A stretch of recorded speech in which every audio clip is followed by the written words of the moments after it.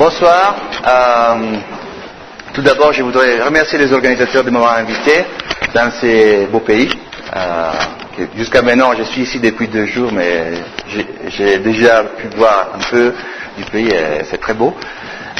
Voilà. Aujourd'hui, je vais vous parler du contrôle du paludisme pour les femmes enceintes. Moi, je travaille à l'Institut de médecine tropicale d'Anvers, en Belgique, et je suis le responsable de l'unité d'épidémiologie dans le département de parasitologie. Donc, on travaille beaucoup, on travaille exclusivement sur le paludisme.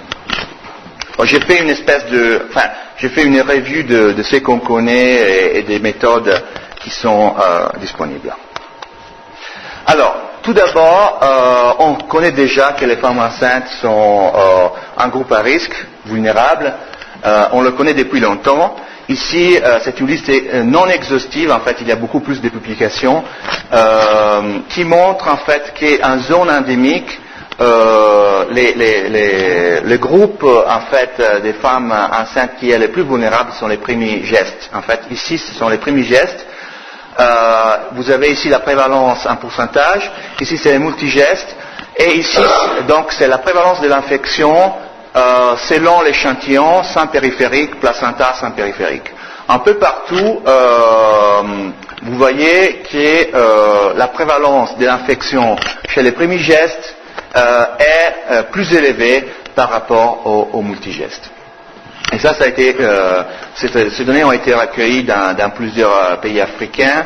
La plupart, en fait, c'est en Afrique de l'Est pour ces publications-là.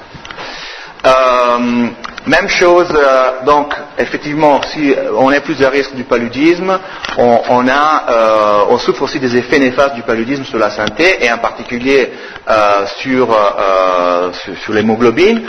Ça, c'est un dia qui, en fait, regarde la différence en hémoglobine moyenne entre femmes infectées et femmes non infectées, chez les primigestes, chez les multigestes. Donc ça, c'est la différence moyenne entre femmes qui sont infectées et femmes qui ne sont pas infectées.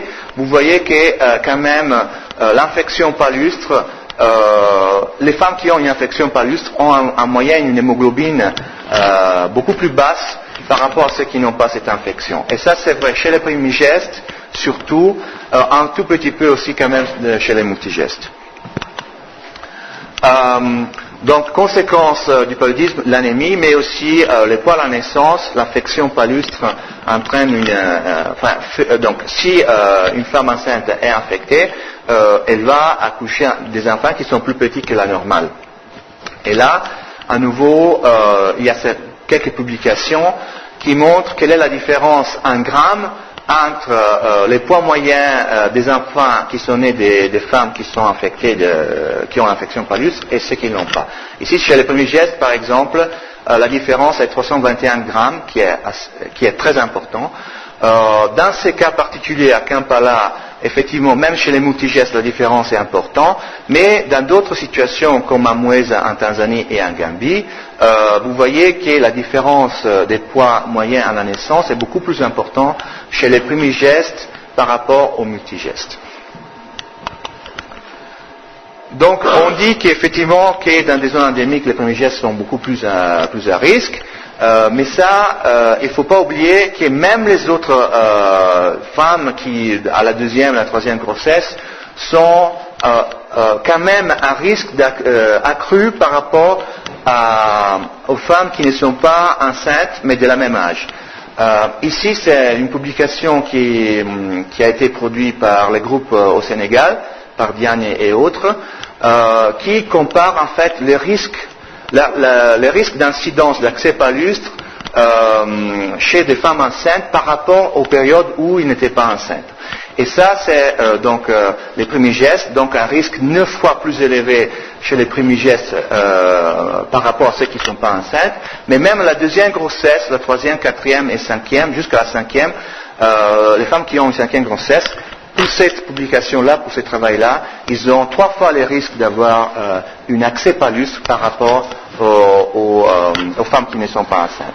Ça, c'est important à avoir à l'esprit parce qu'on dit toujours que la plupart des fois, les femmes qui sont infectées sont asymptomatiques. C'est vrai, mais les femmes enceintes aussi souffrent d'accès palustre et d'une façon beaucoup plus importante par rapport aux femmes non enceintes. Alors, donc ça c'est une publication faite par Clara Menendez, publiée en Parasitology Today en 1995, qui essaye de résumer les effets du paludisme sur la mère, sur le fœtus et sur l'enfant, sur le nouveau-né. Et il est très important de se rendre compte que cet effet varie en fonction de l'intensité de transmission. En fait, on divise très schématiquement des situations en basse endémicité, donc une transmission très basse. Je dirais qu'en Afrique, il y a très peu d'endroits où vous avez une transmission très basse et une transmission haute. Et là, donc, dans la plupart des endroits, on a une transmission assez élevée en Afrique. Alors, donc, vous voyez que par exemple ici, la maladie sévère incluant les décès chez les femmes enceintes peut arriver dans des endroits où l'endémicité est basse si la femme a une infection palustre, tandis que cela est très rare à voir dans des zones endémicité très élevées. Pour la maladie aiguë, donc l'accès palustre non compliqué ou bien l'anémie, cela concerne toutes les, je dirais gestité, toute gestité dans zone de transmission basse. Donc on voit beaucoup de femmes dans cette zone-là avec des accès palustres et des anémies. Ici, dans zone de transmission haute, c'est vrai, mais ça concerne surtout les premiers gestes. Comme on a vu tout à l'heure, ce sont les premiers gestes qui sont les plus à risque par rapport à ceux qui ont la deuxième, la troisième et la quatrième grossesse. Les centres d'hypoglycémie, parlons de l'infection placentaire. L'infection palustre, les parasites ont la capacité de séquestrer dans les placentas et de rester là pour pas mal de temps. En fait, on peut avoir des cas de femmes qui ont une infection placentaire sans avoir une infection périphérique. Ça peut arriver en zone de basse transmission, mais c'est surtout dans les zones à haute transmission qu'on trouve des placentas qui sont bourrés de parasites, et ça, c'est vrai surtout chez les premiers gestes. Quel est l'effet du paludisme sur les fœtus? Eh bien, on sait que pendant, par exemple, les épidémies, on observe une augmentation des avortements et des morts périnatales, donc en zone de basse transmission. En zone de haute transmission, on ne sait pas. Et on ne le sait pas parce que c'est très difficile de recueillir cette information. Si on pense, par exemple, en Afrique, la grande majorité des femmes va à la clinique anténatale à partir du deuxième trimestre. Donc on n'a aucune idée de ce qui se passe avant. C'est très difficile d'identifier des femmes vraiment dès le début. Et donc on ne sait pas vraiment si on a une augmentation de l'avortement. C'est possible, mais bon, on n'a pas de preuves. Ça c'est USGS, donc Intrauterine Growth Retardation, donc le retard des croissances intra-utérines. Donc c'est-à-dire que la grossesse arrive à terme, mais l'enfant est plus petit que la normale. Donc il n'a pas grandi dans l'utérus. Donc ici ça concerne tous les parités, tous les gestités dans la zone de basse transmission. Ici c'est très prononcé, surtout dans la zone à haute transmission chez les premiers gestes. Bon, prématurité, une femme en zone de basse transmission qui n'a pas d'immunité a un risque très élevé d'avoir un accouchement prématuré. C'est pas très clair en zone de haute transmission, surtout parce que c'est très difficile de mesurer l'âge gestationnel. On n'a pas de données sur ça, mais il est possible qu'un accès clinique vers la fin de la grossesse puisse déclencher l'accouchement et comme résultat un enfant qui est prématuré. En fait, infection congénitale relativement commune dans les zones à basse transmission, assez relativement rare en zone de haute transmission. Donc ça sont les effets donc sur les fœtus. Et ensuite, vous avez l'effet du paludisme sur les nouveau-nés. Et ce sont des points d'interrogation. En fait, on ne sait pas si si une femme la question est celle-ci, si une femme a un paludisme pendant la grossesse, est-ce que l'enfant a un risque de décès augmenté pendant les premières années de vie? Probablement, oui, dans les cas, parce que, d'habitude, ces enfants sont à petit poids, sont d'un poids plus petit que la normale, et donc, comme les petits poids à la naissance est lié à la survie jusqu'aux premières années de vie, il est possible qu'il y ait un risque de décès augmenté. Néanmoins, nous n'avons pas des données très solides sur ça, donc on n'a pas pu montrer ça. L'autre question, est-ce que quand une femme enceinte a une infection palustre, et donc le fœtus vient en contact avec des antigènes du parasite, et son système immunitaire aussi vient en contact avec des gènes du parasite, est-ce que donc après, la susceptibilité de l'enfant à l'infection palustre sera augmentée ou bien diminuée? Bon, là aussi, c'est des grands points d'interrogation. On ne sait pas, quoique dernièrement j'ai vu des travaux qui ne sont pas encore publiés qui montrent qu'il pourrait y avoir une influence sur la susceptibilité de l'enfant au paludisme plus tard.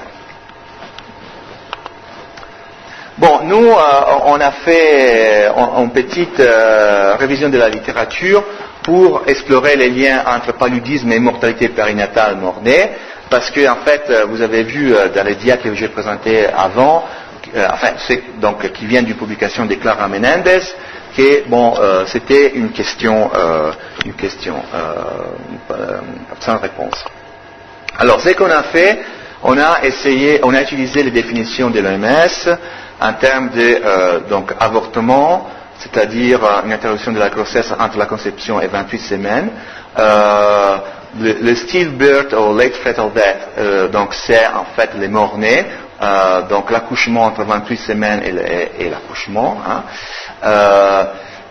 Donc vous avez aussi la mort néonatale précoce qui est entre l'accouchement, dans la première semaine de vie, et tout ça, c'est la définition des mortalités périnatales. Donc, entre la conception et l'accouchement, s'il y a une interruption de grossesse, ça s'appelle une mortalité fétale, une mort fétale.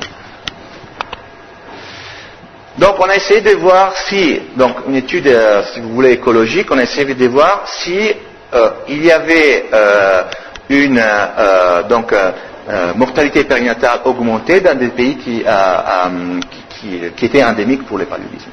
Et comme on sait, la mortalité périnatale est aussi liée au développement économique, donc on a utilisé un index de l'UNDP qui prend en considération l'espérance de vie, l'éducation et les standards de vie. Et ça s'appelle un Human Development Index, donc un index de développement humain.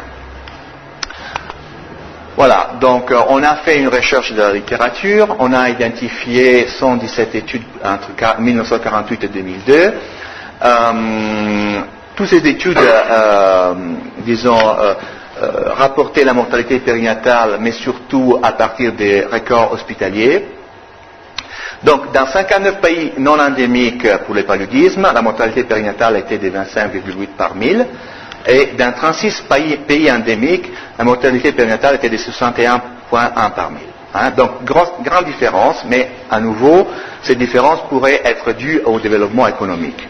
La mortalité fétale, dans ces cas-là, dans 42 pays non endémiques, était de 20 pour 1000, et dans 40 pays endémiques, 40,1 pour 1000. Donc, des différences assez importantes, mais qui pourraient être expliquées par le développement économique des pays.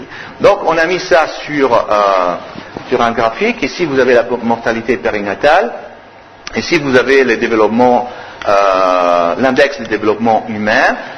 Vous avez en vert les pays non endémiques et en rouge les pays non endémiques. Et alors vous voyez effectivement que plus le développement économique est faible, plus la mortalité périnatale est élevée, et le contraire évidemment. Donc maintenant, c'est aussi frappant de voir qu'en fait, la plupart des pays endémiques se trouvent de ce côté du graphique, tandis que les pays non endémiques se trouvent plutôt de ce côté du graphique. Donc qu'est-ce qu'on a fait? On a essayé de prendre des pays qui sont comparables avec donc des taux des index comparables, donc dans ces tranches-là. Voilà, donc avec un index moyen entre 500 et 800. Et alors, la mortalité périnatale, donc dans des pays endémiques qui ont plus ou moins même index de développement, c'était des 50,5 par 1000. Des pays non endémiques, 30 par 1000. Donc une différence extrêmement significative. Donc, mais malheureusement, on n'a pas pu trouver une relation linéaire évidente entre mortalité périnatale et prévalence du paludisme. Hein. Donc, mais quand même, c'est une indication que les paludismes pourraient être un facteur qui contribue énormément à la mortalité périnatale. Deuxième chose, pour les publications où on avait des données individuelles, on a fait une méta-analyse pour voir quel est le risque d'accoucher un mort-né si on a un paludisme placentaire. Et si vous avez différentes études, donc ici c'est les odds ratio, c'est-à-dire les risques d'accoucher un mort-né selon donc la présence au moins du paludisme placentaire, avec les lignes qui sont des intervalles de confiance à 95%. Donc avec ça, on peut en fait avoir une estimation totale du risque d'accoucher un mort-né selon les paludismes placentaires. Alors l'odds ratio, donc si c'est 1, ça veut dire qu'il n'y a pas de différence entre ceux qui ont un paludisme placentaire et ceux qui ne l'ont pas. Si c'est moins que 1, ça veut dire que ceux qui ont un paludisme placentaire ont moins de risques d'accoucher un mort-né. Si c'est plus que 1, ça veut dire que donc, le paludisme placentaire est un facteur de risque d'accoucher un mort-né. Et vous voyez ici que la odds ratio c'est de 2,19. Donc les femmes qui ont un paludisme placentaire ont un risque double d'accoucher un mort-né avec des intervalles de confiance qui en sont bien au-dessus des 1. Donc, quelles sont les conclusions? Donc, il y a une tendance à une plus haute mortalité périnatale dans les pays endémiques. Hein. Il y a une différence significative dans des pays qui ont un index comparable. Hein. Et en zone endémique, le risque d'accoucher un mort-né est 2 fois plus élevé chez les femmes avec paludisme placentaire. Donc, là aussi, le paludisme a, un effet important sur la mortalité périnatale. Bon, maintenant, comment est-ce qu'on peut prévenir ou bien au moins limiter au maximum les conséquences du paludisme chez la femme enceinte? Eh bien, il y a plusieurs études qui ont été faites sur l'impact de la chimioprophylaxie. Alors ici, vous avez la chimioprophylaxie sur l'infection maternelle avec différents médicaments, avec différents schémas. Donc vous avez la proguanil tous les jours, maloprine tous les 2 semaines, la mefloquine tous les semaines, la chloroquine tous les semaines, avec différents groupes, donc tous les femmes enceintes, les multigestes, les primigestes. Hein. Et ici vous avez l'odds ratio. Et l'odds ratio, dans ce cas, si c'est bien en dessous des 1, ça veut dire que les femmes qui prennent la chimioprophylaxie ont un risque moindre d'avoir une infection palustre, donc une infection maternelle. Donc vous voyez qu'ici, dans ces cas-là, certains odds ratios sont très bas, et là où il y a une étoile, la différence entre ceux qui ont pris la chimioprophylaxie et ceux qui ne l'ont pas pris est significative, statistiquement significative. Donc chimioprophylaxie, si les médicaments marchent, on peut prévenir l'infection maternelle. Pour ce qui concerne les effets sur l'hématologie, donc dans ces cas par exemple l'hématocrit moyen, ici il y a une différence des hématocrites moyens entre les femmes qui ont pris la chimioprophylaxie et celles qui n'ont pas pris, avec différents schémas thérapeutiques. Hein. Ici vous avez les primigestes et ici les multigestes. Il est quand même intéressant de remarquer que donc les différences sont beaucoup plus élevées chez les primigestes.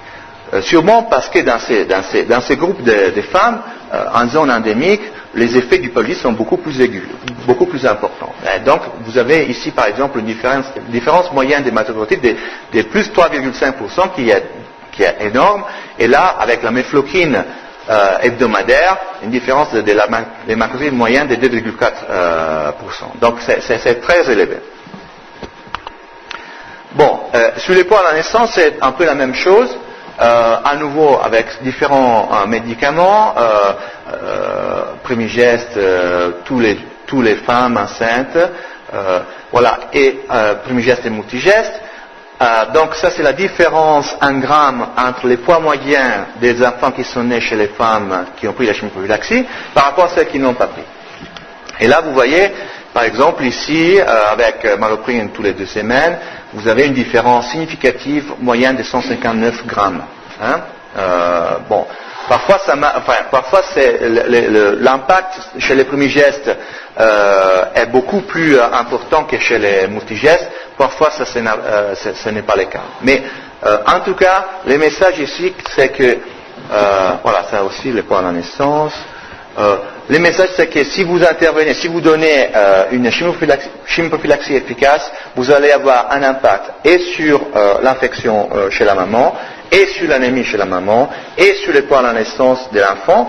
Et ces poids à la naissance est important parce que plus l'enfant a un poids normal, et plus sa probabilité d'arriver aux premières années de vie est importante. Bon, maintenant, pour ce qui concerne la mortalité périnatale et néonatale, bon, je vous ai déjà montré ce qu'on a fait, comme c'est une recherche, une revue de la littérature. Ici, ce sont des études qui ont essayé de voir s'il y avait un effet, disons, individuel sur la survie des enfants chez les femmes qui prenaient la chimio-prophylaxie ou bien celles qui ne prenaient pas. Donc la mortalité néonatale, la mortalité périnatale, hein, chez tous les femmes, chez les primigestes. Et vous voyez que les autres ratios vont un peu dans tous les sens, parce que en fait c'est très difficile. Donc il faut des groupes de femmes énormes, donc des milliers de femmes, avant de pouvoir effectivement démontrer qu'il y a un impact sur la survie des enfants. Et c'est pour ça que donc il y a énormément de variations. Donc il est probable qu'il y a un effet de la prévention du paludisme chez la femme enceinte sur la survie de l'enfant, mais il n'y a pas des données vraiment, bon, il n'y a pas une preuve très évidente de ça, hein, mais il y a des indices quand même. Alors, bon, ça c'est des conclusions de la revue Cochrane. Bon, il y a aussi une version ajournée qui a été publiée en 2003, mais bon, ça n'a pas changé énormément en fait du point de vue des conclusions. En 1999, il y avait 14 essais cliniques qui ont été identifiés par la revue Cochrane avec les critères d'inclusion nécessaires. C'est-à-dire que bon, quand les gens qui font une revue Cochrane, ils regardent la méthodologie et ils sont très sévères. Donc si jamais il y a une étude qui n'a pas fait une randomisation ou bien qu'il y a un problème, hein, cette étude est éliminée de la revue Cochrane. D'accord ? Donc il y a seulement, jusqu'à 1999, il y avait seulement 14 essais cliniques jamais publiés qui avaient les critères d'inclusion nécessaires. Et alors, les conclusions de cette revue Cochrane, c'est que la chimio-prophylaxie pendant la grossesse protège contre la maladie chez la mère et a un effet sur les poids à la naissance, mais cela semble limité au primigeste. Hein. Donc, d'accord ? Et les données sont inadéquates pour évaluer l'effet sur la morbidité obstétricale ou la mortalité fœtale infantile. Donc la morbidité obstétricale, c'est quelque chose que Paul Gardner à Liverpool a cherché particulièrement, parce qu'à un certain moment il est sorti avec l'idée, avec l'histoire que, bon, lui il travaillait en Papouasie-Nouvelle-Guinée, il distribuait des médicaments aux femmes enceintes. Les femmes enceintes lui demandaient, mais oui, mais pourquoi je dois prendre ces médicaments? Et lui répondait, mais pour que ton bébé soit plus grand, plus gros. Et à ce moment, il raconte que bon, les femmes enceintes essayaient de ne pas prendre les médicaments parce que bon, dans certaines cultures, apparemment, les femmes veulent avoir un enfant qui n'est pas trop gros pour limiter les problèmes d'accouchement. Alors, donc lui, il a essayé en effet de voir si en donnant la chimio-prophylaxie et en augmentant donc les poids moyens à la naissance, on avait une augmentation, par exemple, des césariens ou des accouchements dystociques. Hein. Mais en fait, on n'a rien trouvé, donc on n'a pas de données sur ça. Mais apparemment, donc, les dernières nouvelles que j'ai eues, apparemment, ce n'est pas le cas. Hein.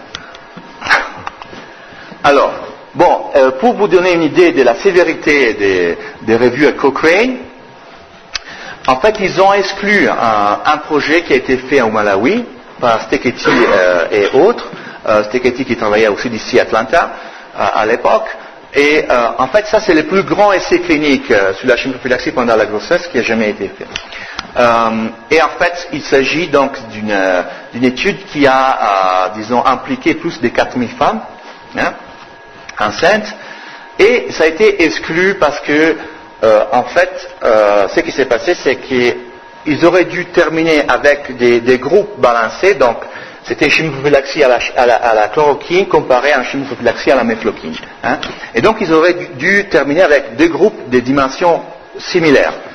En fait, ce qui se passe, c'est que vous avez 3000 femmes qui sont à peu près qui sont dans le groupe chloroquine et seulement 1000 dans le groupe mefloquine. Ce qui indique que probablement l'allocation du traitement n'a pas été tout à fait randomisée et correcte.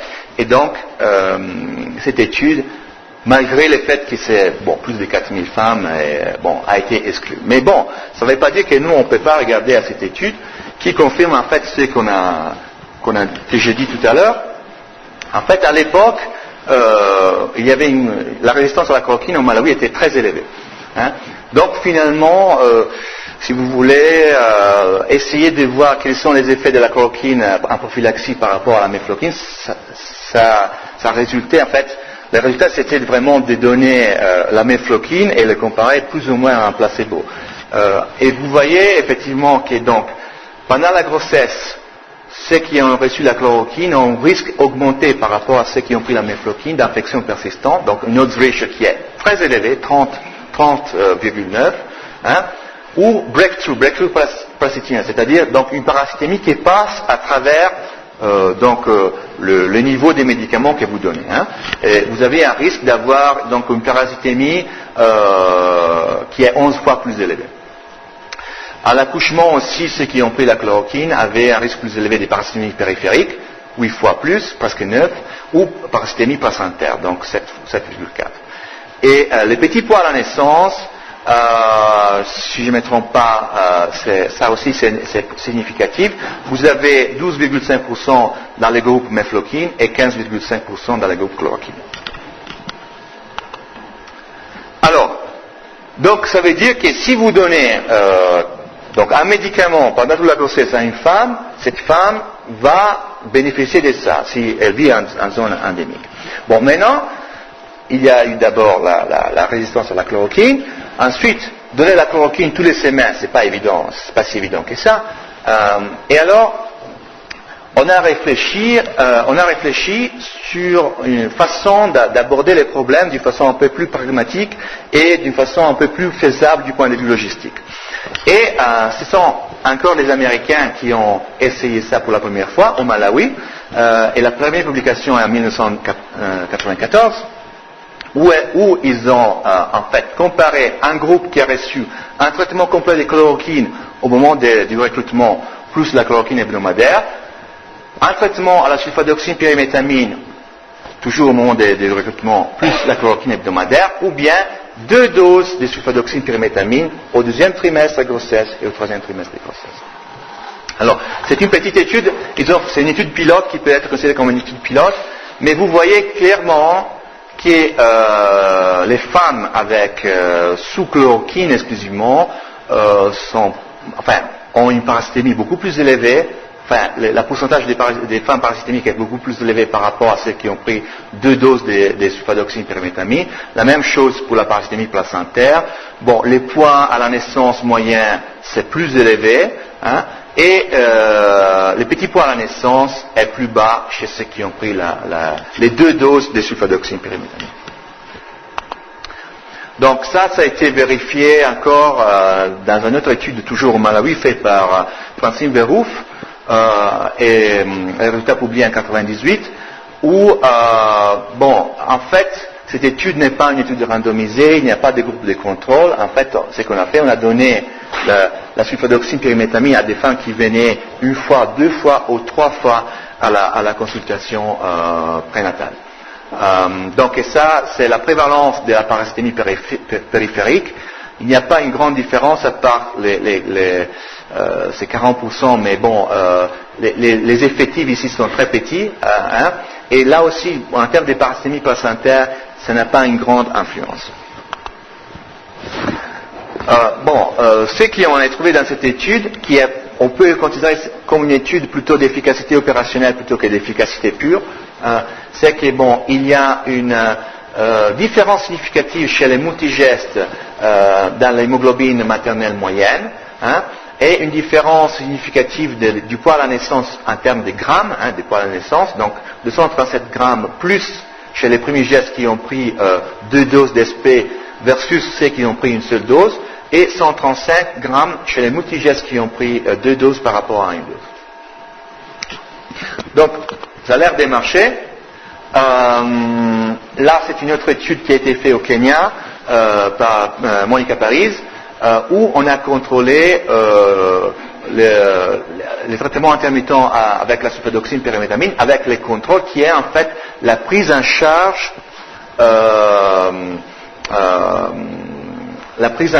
des accès palustres des femmes qui viennent à la consultation prénatale.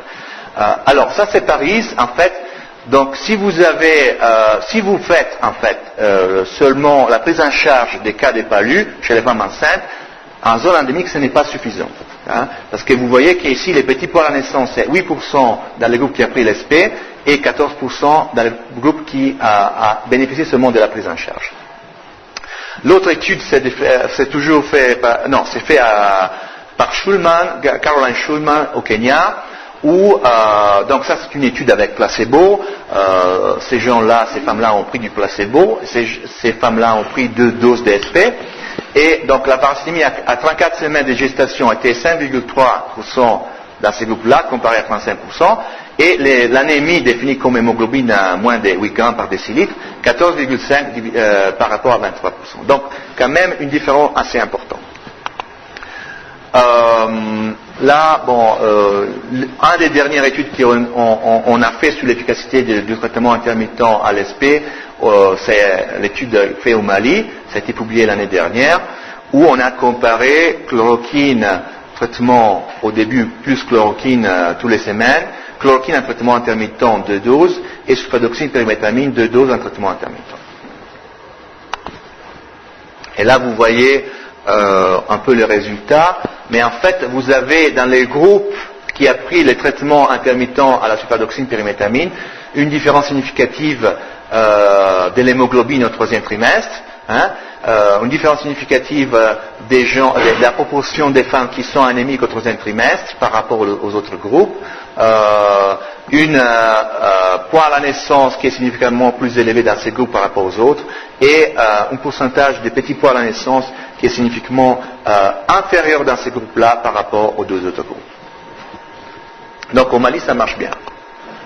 Bon, maintenant il y a des problèmes dans le sens que ces traitements préventifs intermittents ne peuvent pas être donnés au premier trimestre de grossesse.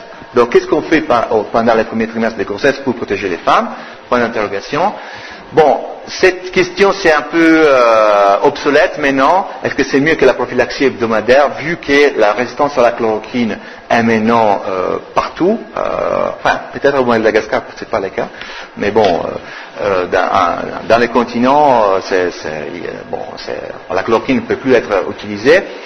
Il y a un problème avec le VIH parce que dans une des études qui ont regardé à l'impact de l'SP sur la santé de la mère, on a vu que les femmes à VIH positif répondaient moins bien par rapport aux femmes VIH négatives. Hein.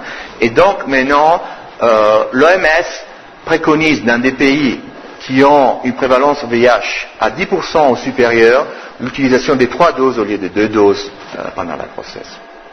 Bon, maintenant, il y a aussi les problèmes de l'acide folique. L'SP c'est un antifolate. Si vous donnez de l'acide folique, est-ce que ça ne va pas antagoniser l'effet de l'SP, hein? Là aussi c'est une question pour laquelle on n'a pas encore la réponse, mais il y a certains groupes qui sont en train de travailler là-dessus. Et l'autre problème c'est que si vous donnez de l'SP, un traitement préventif intermittent, donc de la sulfadoxine pyrimétamine, et la femme revient avec un paludisme symptomatique, quel médicament vous allez utiliser?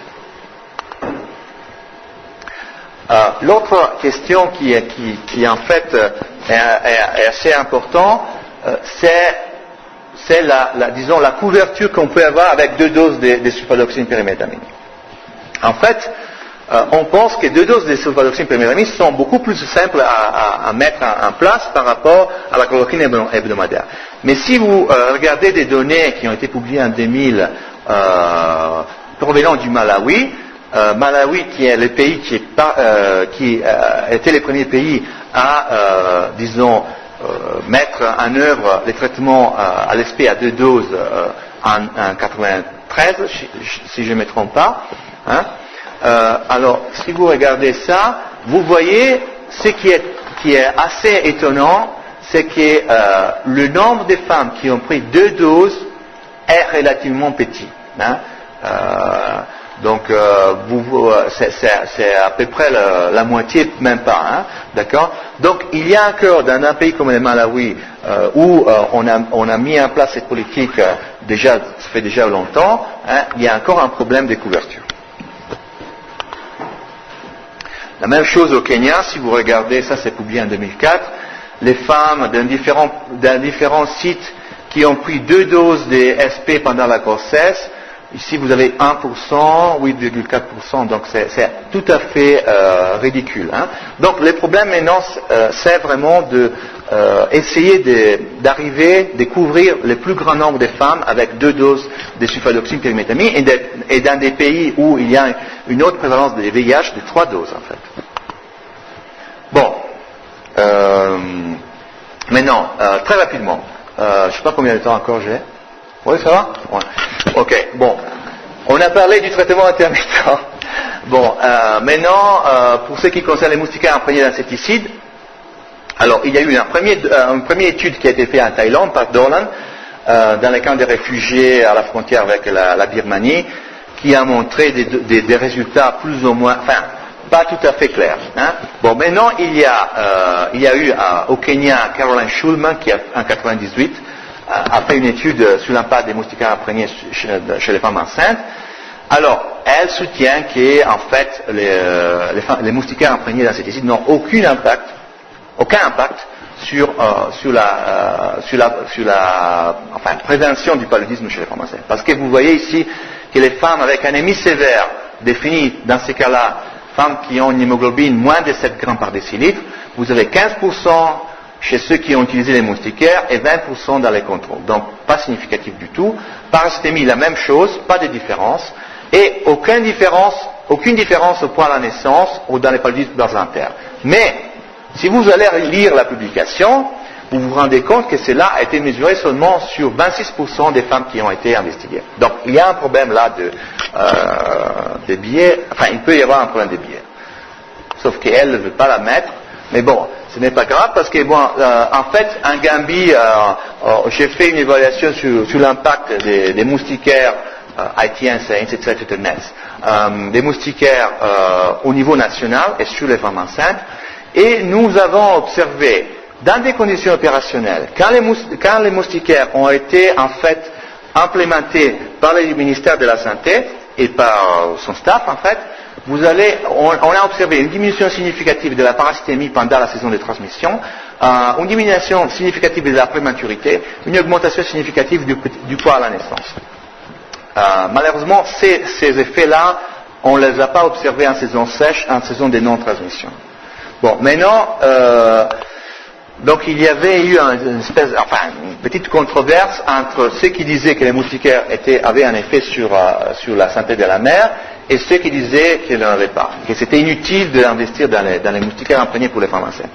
Bon, l'étude qui a été faite par Faye Kotterkeul au Kenya, dans la région tout près du lac Victoria, montre en fait que, donc ici vous avez en fait, c'est un dia un peu compliqué, mais en fait vous avez ici différents paramètres. Ici c'est le paludisme congénital, ici c'est le paludisme placentaire, vous avez ici le paludisme périphérique, donc infection de la mère, ça c'est les morts-nés, etc., etc.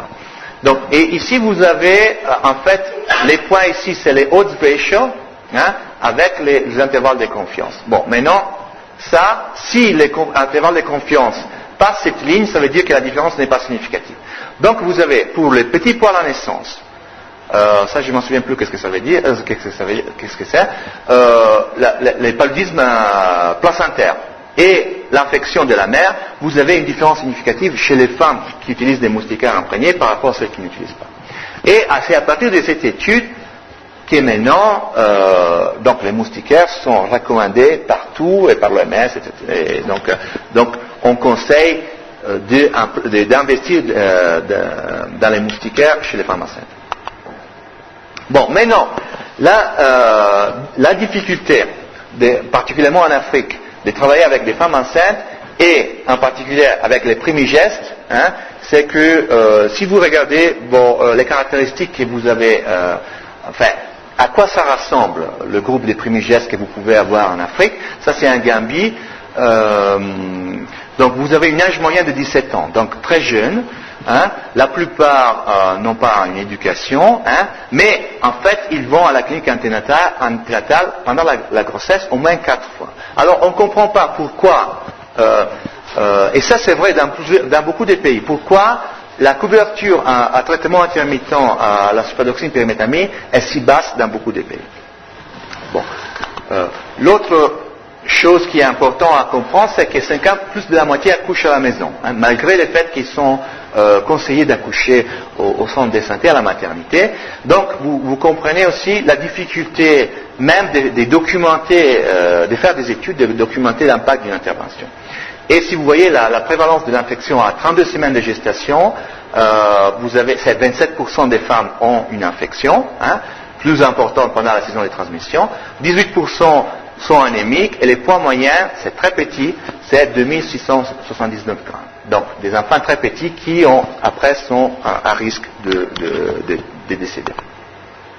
Donc il y a un besoin énorme de promouvoir la collaboration entre scientifiques et managers des contrôles du paludisme parce que souvent le temps entre la transmission des résultats de la recherche à des programmes est très long. Il faut impliquer les collègues de la santé de la reproduction. Souvent, vous avez dans le ministère de la Santé des gens qui s'occupent de la santé de la reproduction, mais il n'y a pas de, dialogue entre ceux qui font la santé de la reproduction et ceux qui s'occupent du contrôle du paludisme. Et bon, il faut diminuer l'importance de la maladie en proposant des stratégies de contrôle efficaces. Voilà, c'est fini. Merci beaucoup.